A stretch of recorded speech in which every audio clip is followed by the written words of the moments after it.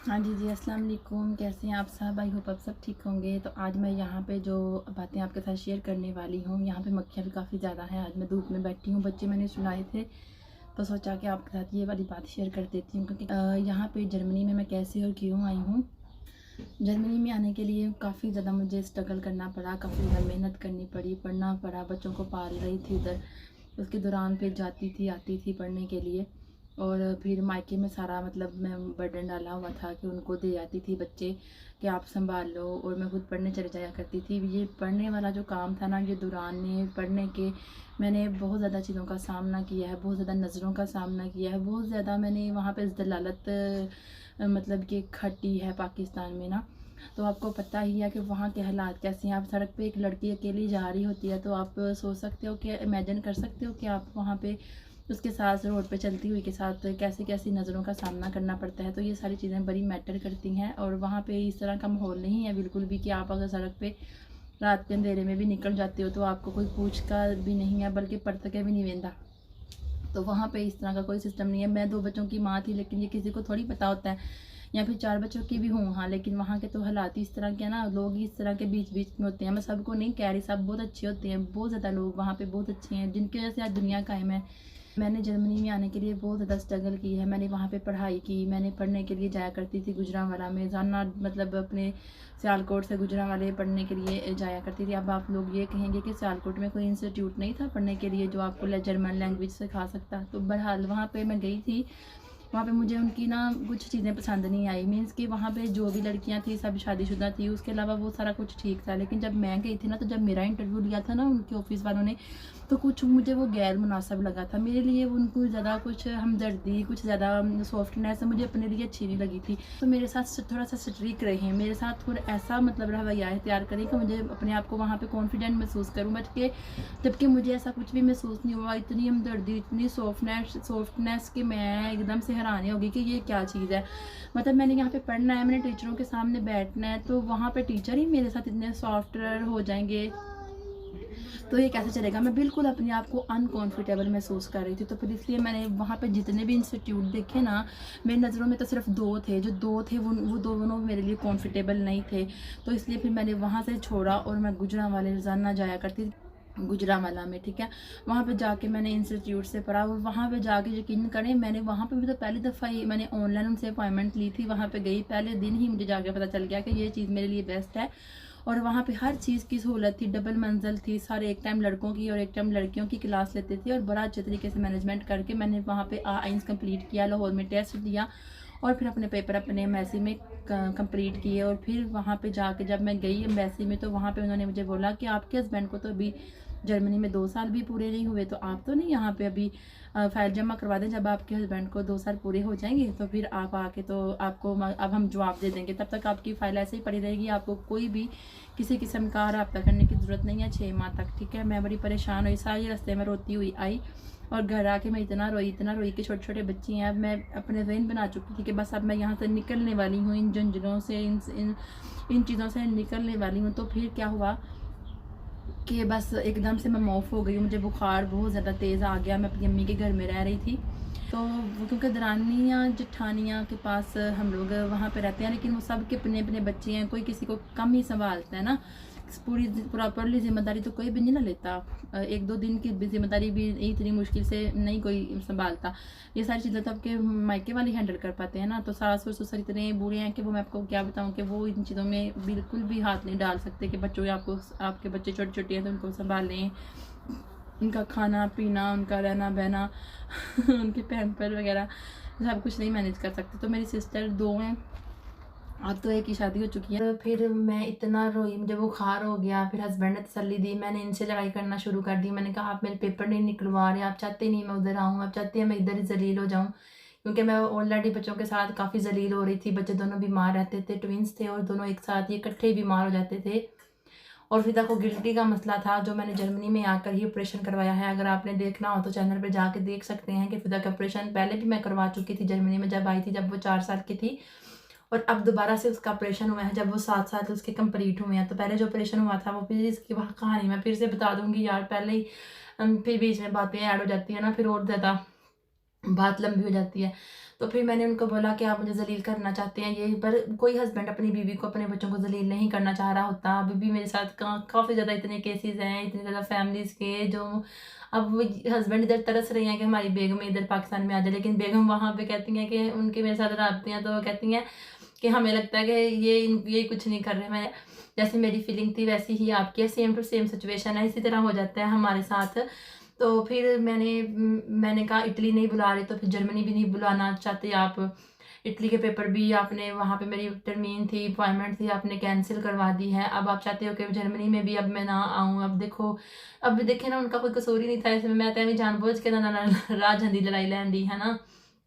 बहरहाल ये सारी चीज़ें गुजर गई और फिर मैं वहाँ पे मेरा दिल लगना शुरू हो गया। मैंने वहाँ पे अपने दिल लगाना शुरू कर दिया। मैंने कहा अब बस, मैंने इटली में नहीं जाना, मैंने जर्मनी में भी नहीं जाना, मेरा घर यही है। मैंने, जब आप एक जगह पे रह रहे हो ना तो आपको दूसरी जगह के ख्वाब दिखाए जाते हैं ना, तो आप उन ख्वाबों में रहना शुरू कर देते हो, तो फिर आपके लिए यहाँ रहना मुश्किल हो जाता है। जैसे कि अब मैं जर्मनी में रह रही हूँ ना, तो जब जब मैं सोचती हूँ ना मैंने पाकिस्तान जाना है, पाकिस्तान जाना है, इस साल जाना है या अगले साल जाना है, तो मेरे लिए यहाँ पे टाइम निकालना मुश्किल हो रहा है। और आपको बात बताऊँ, रहती मैं यहाँ हूँ, सोचती मैं उधर के बारे में हूँ। मैं ज़्यादातर बताऊँ अपनी अम्मी के बाद, मैं सबसे ज़्यादा मैं सोचती हूँ अपनी अम्मी ने जाके घुट के जब पिलानी है, क्योंकि मेरी अम्मी को मैंने कभी ना अपने दिल से ना इतना झिझकती हूँ, मैं अपनी अम्मी से बड़ा ज़्यादा झिझकती रहती हूँ।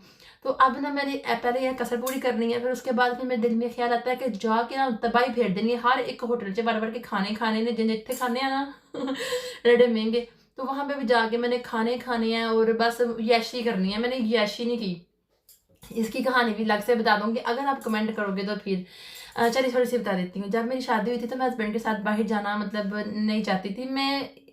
मैं ना इस तरह के बैकग्राउंड घराने से ताल्लुक रखती थी कि घर में मतलब बहुएं रह रही हैं, बाहर से खाने आ रहे हैं, नाश्ते बाहर से आ रहे हैं, लंच बाहर से आ रहे हैं। अगर कभी मंगवाना पड़ा है तो ओबियसली नाश्ता तो बाहर से ही आता था हमारा, लेकिन लंच और डिनर शाम को घर, कभी कभी डिनर शाम को बाहर।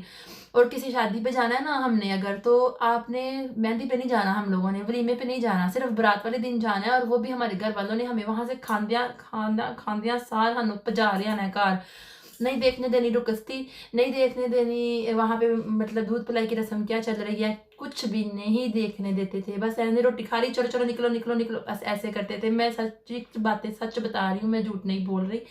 इस तरह का माहौल था। जब मैं अपने ससुराल में गई, मैंने शादियां वहां पे देखी तो मेरा दिल बाग बाग हो गया। मैंने कहा अच्छा इस तरह शादियां होती हैं। तो यार जो लोग एडवांस है ना वो एडवांस है, जो लोग हमारे जैसे है ना शुरू से, वो अभी आगे थोड़े से, अब मेरे घर वालों के हालात काफी ज्यादा चेंज हो गए हैं, अब उनके माइंड बड़ा खुल गए हैं, अब सुकून हो गया। मेरी छोटी सिस्टर है ना, अब वो ट्रिपों पे भी जा रही है, अब वो सब मतलब सैर सपाटे कर रही है, अब उसको कोई मना मुना नहीं करना। तब चेंजिंग और थी, बातें और थी, अब और है। तो मैं हैरान होती हूँ। और फिर थोड़ी थोड़ी सी मैं ना, बस छाड़ दो पड़ा, बस मैं रहने दो। मेरे मेरे अरमान, मतलब शादी के बाद भी मेरे हस्बैंड ने मुझे कहा कि हमने फलानी जगह पे दावत खाने जाना है, फलानी जगह पे दावत खाने जाना है। मैंने कहा मैंने नहीं जाना कहीं पे भी, मैं कॉम्फर्टेबल ही नहीं थी जाने के लिए, कहीं भी सामना करने के लिए। सिर्फ मैं अपने नंद के घर गई थी दावत खाने के लिए, सिर्फ और सिर्फ, ठीक है। और वो बड़ी ग्रैंड और ब्रांड दावत थी, बहुत अच्छी दावत थी वो, मुझे याद है आज भी। मैं मैक्सी पहन के गई थी और ऐसे जैसे दुल्हन जैसे बन के गई हुई थी। तो ना को कि मैंने बड़ी मुश्किल से यहाँ पे आई हूँ, और मैं क्यों आई हूँ। फिर मेरा वहाँ पे दिल लगना शुरू हो गया, दिल लगना शुरू हो गया। तो फिर मेरा दिल का कहता था कि अब जर्मनी, अब मेरे जाना ही नहीं है। दिल में से आवाज़ आती थी बस अब यही मेरा घर है, अब यहीं पे घर बनाना है, यहीं पे सेटल होना है, यहीं पे फर्नीचर हर चीज़ डालनी है और इसी को अपना घर समझना है, और मैंने पाकिस्तान से बाहर अब जाना ही नहीं है। अच्छा जी, जब अपना दिल वहाँ पे बनाना शुरू कर दिया कि अब इधर ही रहना है, तो सास ससुर ज़ाहिर सी बात है मेरे साथ थे। तो हमारे घर में ना एक ब्रांड धमाका हुआ और उन्होंने कहा सब अलग अलग हो जाएं, और मैं अलग नहीं होना चाहती थी, क्योंकि मैं घर के मैं दोनों बच्चों को संभालती थी और मेरे से घर का कोई काम नहीं लिया जाता था। हम लोग 4 थी, एक सबसे बड़ी जो अलहदा थी। नीचे वाले फ्लोर पे 5 कमरे थे, ऊपर वाले फ्लोर पे 5 कमरे थे, एक कमरा मेरे पास था और साथ में अटैच वॉशरूम था। और नीचे जो 4 कमरे थे, एक उनमें से ड्राइंग रूम था, बाकी 3 नीचे जस्ट कारी थी। हम दो ऊपर थी और सास ससुर ऊपर थे। तो वहाँ पे ना अलग से धमाका होने के बाद सास ससुर मेरे साथ हो गए, जबकि मैं बहुत रोई। मैंने बोला मैंने नहीं लगा होना, हस्बैंड को मैंने बोला, ये काल पे ही थे उस वक्त जब धमाका हुआ। तो उन्होंने बोला कि ना आप मम्मा पापा रखो। तो मैंने कहा ठीक है, लेकिन हम लोगों ने अलग नहीं होना। तो वो कहते हैं, अम्मी अबू कहते हैं कि अब, मैं क्या, वो सब यही चाहती हैं कि अलग हो जाए, लेकिन मैंने अलग नहीं होना। तो वो कहती हैं कि नहीं, अब हस्बैंड कह रहे हैं नहीं अब अलग होना ही होना है। तो मैंने कहा ठीक है, फिर मान गए। बस इस चीज़ को समझते समझते ना मुझे महीना डेढ़ लग गया, लेकिन हम अलग हो चुके हुए थे क्योंकि मेरे ऊपर जिम्मेदारियां नहीं थी घर की। मेरे छोटे छोटे ट्विन्स 2 बच्चे थे, तो मेरे ऊपर जिम्मेदारियां घर की बिल्कुल ही, मुझसे कोई काम करवाता ही नहीं था। शादी के बाद भी मैंने कोई काम नहीं किया, मुझे किसी ने कोई काम नहीं करवाया। पहले कहते रहे हैं कि भई आप शादी के बाद जब आपके हस्बैंड बाहर जाएँगे ना तब आपसे काम करवाना शुरू करना है। हमारा देवर जब तक इधर है ना तुमने घर के कोई काम नहीं करना। तो मेरे हस्बैंड कहते थे मेरी जनानी को सारे काम करवा लियो पर मेरी जनानी को भांडे ना धवायो, मेरे हाथ खराब हो जाएंगे। तो मैं कहती थी भांडे ना धवायो वेखा। जब मेरे ऊपर जिम्मेदारी आई तो फिर मैंने घर को संभालना शुरू कर दिया। सास ससुरे नू, मतलब अम्मी अबू को मैंने टाइम से खाना देना, टाइम से लंच, टाइम से डिनर देना। और अब जब मैं जर्मनी में आ गई हूँ तो मेरे सास ससुर कहते हैं, जब मैं मायके में जाया करती थी ना तो वो कहते थे कि तू बड़ी मज़ेदार सालन बनानी है, तू बड़ी सोहनी चाह बनानी है, तेरी माँ तो मगरों ला छड़ दिए। तो इसी तरह पता ये बात उन्होंने कब की, जब मैं अपनी बहन के अपनी अम्मी के घर रहने के लिए गई हुई थी ना अपने मायके में। तो मेरी बहन की शादी थी तो उसकी तैयारियां चल रही थी। तो जब मैं उनको कार्ड देने के लिए आई थी ना अपने घर वालों के साथ, तब उन्होंने ये बात मुझे बताई। उन्होंने ना कुछ बनाया हुआ था तो वही हमारे आगे रख दिया। तो मैंने कहा सही है, एड्डा भी पैड़ा नहीं। तो अबू कहते हैं कितने सही है, गुजारा ही प्या करना वा। मैंने कहा अच्छा। मैंने मुझे खुशी हुई। थोड़े से ना वो ना एटीट्यूड वाले हैं, थोड़े से ना उनको देर से चीज़ पसंद आती है, थोड़े से कम बोलने वाले हैं, बस चीज़ों को नज़रों से समझते हैं और दिमाग से समझते हैं, बोलते कम है। जब बोलते हैं ना तो फिर एक नंबर बोल देने, ठीक है ना, फिर राह ही निकल जाता है, ठीक है। तो वो इस तरह की उनकी ना कोई तरबियत है। तो फिर मुझे बड़ी खुशी हुई कि इनको मेरे हाथ का खाना पसंद है, मेरी सच्चाई पसंद है। बस ठीक है, फिर याद तो आती है ना। फिर अब मैं बीच में कहाँ से कहाँ की बातें ले गई हूँ, है मेरा ब्याह सोनिया। इसलिए मैं कहनी मैं गल्लां बड़ियां करनियां, ਜਿਹੜੀ मेन पॉइंट ना लिख लेने चाहिए ने कि ए बस बोलना, इधर इधर दियां अगे पिछे दियां गल्लां नहीं सुनानियां। अच्छा जी, फिर मैं वहाँ से अब बस जिस दिन मेरी टिकट हुई तो फिर जिस दिन मैं अम्बेसी गई हूँ, अम्बेसी जाके मेरा वहाँ पे शनाख्ती कार्ड गुम हो गया। ओए होए यार, एक खुशी मिली है ਤੁਹਾਨੂੰ ਬਾਈ ਹੈਂਡ, ਤੁਹਾਨੂੰ मिलन डे ने तोहफे के तौर पे पासपोर्ट, उधर ਤੁਹਾਡਾ शनाख्ती कार्ड गवाचिया। मतलब मेरे साथ ऐसा ही होता है कि जब भी मुझे कोई खुशी मिलती है ना, साथ थोड़ा सा ना गम ज़रूर मिलता है, थोड़ी सी खुशी को ना डिसेबल करने के लिए शायद, पता नहीं क्यों। और इस तरह जब मुझे मेरे अल्लाह ताला ने मुझे ईसा दिया ना तो मेरे नाना अबू फौत हो गए। तो मैं कहती हूँ कि जब इंसान को खुशी मिलती है ना तो थोड़ा सा गम भी उसकी ज़िंदगी में आ जाता है। तो फिर मैं शनाख्ती कार्ड गुम हो गया, कोई बात नहीं, मैंने अप्लाई कर दिया। मैंने अगले दिन ही जाके ना अप्लाई कर दिया। मैंने कहा जरूरत पड़ सकती है, अब हुण वही जरूरत पैंदी है ना पई। तो इत्थे बच्चों के जो शनाख्ती कार्ड बनवाने हैं तो मेरा शनाख्ती कार्ड चाहिए ही। हसबैंड उस वक्त कहते थे रहन दे दफा कर परा, तू किहड़े कम्मे पै गई है, छड़ परा, कोई लोड़ पैनी है, तू इत्थे आई जाना, लोड़ तो हुण पई है ना, फिर हुण कित्थों बनवाना हजे। तो इनकी बातों में आना नहीं चाहिए। वैसे उस वक्त मेरा 1000 रुपये का मैंने एमरजेंसी बनवाया था, थोड़े जल्दी मिल जाएगा तब। तो अब देखें, अब हिसाब लगाएं, अब बड़ा महंगा बनता है। अब इधर से तो हम इतने इतना महंगा शनाख्ती कार्ड बनवाते हैं ना, आपको क्या पता हो, जो जर्मनी में रहते हैं उनको पता है। हम पाकिस्तानी कितनी फीस दे के ना 10-10 हज़ार रुपया दे के हमने इस दफ़ा फजर और ईसा के शनाख्ती कार्ड बनवाए हैं पाकिस्तानी। अब मैं जर्मनी में हूँ, मेरा वीज़ा लग गया, आराम से गई, उन्होंने मुझे वीज़े दे दिए। मेरा आइंस का टेस्ट जो उसकी लिमिट थी वो ख़त्म हो चुकी थी, मेरे वहमो गुमान में नहीं था। मुझे पता चला था कि इन्होंने टेस्ट लेना है। वहाँ पे टांगे कांप रही थी, दिल हिल रहे थे, दरूदे पाकी से जुबान तर हो रही थी, अगे पिछे भाएं पढ़िया ना होए उदन ते इंज ही जिमें बस 1 मिनट चुप नहीं रहना है। दरूद पाक पढ़ी जानी पई हाँ, पढ़ी जान दी हाँ, बस अल्लाह का नाम ले जान दी हाँ कि अल्लाह ताला बस मैं आज आई हाँ ना, हूँ मैंने खाली हाथ नहीं भेजना, मुझे पासपोर्ट चाहिए ही चाहिए वीज़े के साथ। तो उस वक़्त फिर जब इर्द-गिर्द के लोगों को देख रही थी कि वो पढ़ रहे थे और साथ में देख रहे थे कि टेस्ट होना है, हमारा अंदर जाके टेस्ट होना है, जो हमने आइंज़ किया था। बस फिर एकदम अल्लाह ताला ने इंज साडे उत्ते बारिश सुट्टी है पासपोर्टां दी। अंदरों आवाज़ आई जिवें न्याज़ बंटी जान रही। अंदर गई हैं ऐसे जैसे न्याज़ बंटी जा रही है, ए गया पासपोर्ट, वो गया, सबको पासपोर्ट मिल गए। और मेरे पास भी पासपोर्ट आ गई, फ़िज़ा का, मोहम्मद अली का और मेरा। मैंने जब देखा मेरे वीज़े लग गए हैं, वाह जी वाह, मैं खुशी से बाहर आई। और बाहर आने के बाद फ़ौरन फिर हम उसी वापस ही मतलब वापस आ गए। रास्ते में हमने खाना वगैरह खाया और उसके बाद रास्ते में मैंने हस्बैंड को फ़ोन कर दिया। फ़ोन अभी कर रही हूँ तो उन्होंने कहा, मैंने कहा मेरा शनाख्ती कार्ड गुम हो गया, एक चीज़ आपको खुशखबरी मिल गई है। तो उन्होंने बोला लै कुछ ना कुछ तो किया, चल कोई गल नहीं, खैर दफ़ा कर, हुण कोई ज़रूरत नहीं दी खास के तू बनवाए। मैंने कहा ठीक है। मैंने उनको तो हाँ कर दी, लेकिन मैंने बनवा तो लिया था, लेकिन ये है कि उसी वक्त उन्होंने मेरी टिकटें कन्फर्म कर दी। हाँ दस फिर कितों दी टिकटां करावा? मैंने कहा तुहाडी मर्ज़ी, जदों दी मर्ज़ी करवा दो। मैंने भी इतना कहा तो फिर उन्होंने फ़ौरन से टिकट टिकट करवा ली। यकीन जाने 3 दिन के अंदर उन्होंने मुझे टाइम दिया कि 3 दिन के बाद तुम्हारी टिकटें हैं। और उसके अंदर मैंने पाकिस्तान वापस इस्लामाबाद से मैं सियालकोट पहुंची, वहां से अम्मी के घर से फिर मैं ससुराल पहुंची, वहां पे अपनी नंद को मिलने गई, अपनी बहन को मिलने गई। मेरी बहन ने आके मेरे साथ थोड़ा सा टाइम गुजारा। और इसी दौरान जब जिनसे मैं दुआएं करवाती रही हूँ, मेरे से दुआ करो, गली दिया कखा को भी मैं दुआ करवाई है, मैंने बच्चे बच्चे से दुआ करवाई है। मेरे दिल में हर वक्त दुआ, मैं रस्ते में जाती थी, मैं बाजार जाती थी, मैं कहती थी ये आखिरी फेरा है मेरा बाजार विच, अगों तो फिर मैं जर्मनी टुर जाना। यानी कि इत्थे आन दी इन्नी तलब कि हुण मैं कहनी हाँ इत्थों की जिंदगी सिर्फ और सिर्फ 4-5 महीने वास्ते सही है, बहुती लंबी जिंदगी इत्थे गुजारन वास्ते सही नहीं। ਤੇ ਅਗਰ ਤੁਹਾਨੂੰ ਇੱਥੇ ਜਿੰਨੀਆਂ ਮਰਜ਼ੀ ਖੁਸ਼ੀਆਂ ਮਿਲ ਜਾਣ, ਇੱਥੇ ਤੁਸੀਂ ਮਹਿੰਗੇ ਤੋਂ ਮਹਿੰਗਾ ਕੱਪੜਾ ਪਾਉਂਦੇ ਹੋ ਨਾ ਤੇ ਕਿਸੇ ਨੇ ਨਹੀਂ ਵੇਖਣਾ। ਇੱਥੇ ਤੁਸੀਂ ਜਿੰਨੀ ਮਰਜ਼ੀ ਸਫਾਈ ਕਰਦੇ ਹੋ ਨਾ, ਕਿਸੇ ਨੇ ਨਹੀਂ ਵੇਖਣੀ। ਇੱਥੇ ਤੁਸੀਂ ਜਿੰਨਾ ਮਰਜ਼ੀ ਅੱਛਾ ਖਾਣਾ ਖਾਂਦੇ ਹੋ ਨਾ, ਕਿਸੇ ਨੇ ਨਹੀਂ ਵੇਖਣਾ। ਇੱਥੇ ਤੁਹਾਨੂੰ ਖੁਸ਼ੀ ਨੂੰ ਡਬਲ ਕਰਨ ਵਾਲਾ ਕੋਈ ਕੰਮ ਨਹੀਂ ਹੈ, ਸਿਰਫ ਖੁਸ਼ੀ ਸਿੰਗਲ ਹੀ ਰਹਿਣੀ ਹੈ।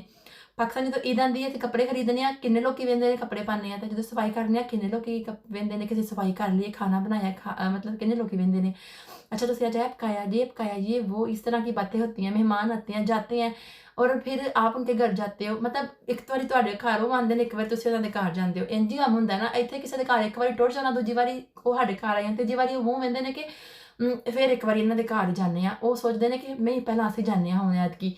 इस तरह ये सिस्टम गुजरता है। मीन्स कि ना वो चाहते हैं कि वो उनके घर में पहले जा सकते हैं, ना कोई हमारे घर पहले आ सकता है। यानी कि अब दूसरे को कहना पड़ता है। वहाँ पे तो अपनी होती हैं, जब मर्जी जिदे मर्जी घर मुँह चुक के टुर जाओ, बस फ्रूट हाथ च लैके जराओ, सब दे चेहरे दे उत्ते रौनक आ जाती है। ठीक है कि नहीं।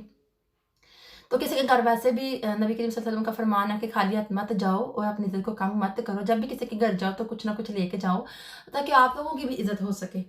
तो ये मेरी कहानी थी जहाँ पाकिस्तान में मैं अब हम लोग जाएंगे वहाँ पे, अब अपना घर वहाँ पे तमीर होना है, वहाँ पे करवाना है। अब ये सोच रहे हैं कि मैं इतनी लंबी छुट्टी लेके कैसे जाऊँ वहाँ पे, घर तमीर करवाना है, क्या क्या करेंगे। अब बस इसी कश्मकश में है। अल्लाह ताला अब हमारे सारे कामों में आसानी पैदा करे।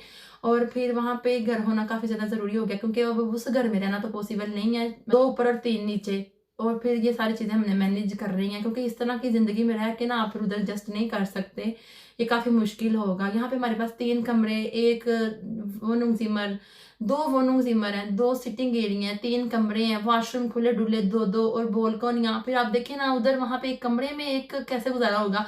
माशाल्लाह माशाल्लाह ये 5 भाई हैं और डबल स्टोरी मकान है, लेकिन वो भी फिर पता ना आपको इतने बच्चों के साथ कम पड़ जाता है। और वहाँ पे बच्चे भी माशाल्लाह कोई 20 को बच्चे ने, ठीक है ना, साढ़े घर में मेरे बच्चे भी पा के अल्लाह माशाल्लाह माशाल्लाह। तो ना बस जी ठीक है, आपको समझ आ गई होगी कि मैं क्या कहना चाह रही थी, किस तरह की मेरी लाइफ वहाँ पे गुजरी है। तो अब आई होप आपको आज की वीडियो अच्छी लगी होगी। चैनल सब्सक्राइब कर दीजिए, वीडियो में लाइक कर दीजिए, तारी बड़ी मेहरबानी है। एक तो तकिया कलाम बन गया यूट्यूब के उत्ते, सारा कुछ कहना मैं तो बस चंगा नहीं लगता, लेकिन कहना भी जरूरी है, क्योंकि कई लोगों को नहीं पता होंगे कि अगली वीडियो किंज वेखांगे, तो फिर देखोगे ना सब्सक्राइब करोगे तो अगली वीडियो जल्दी मिल जाएगी, तुहानू ते मोबाइल दे उत्ते नोटिफिकेशन आएगा।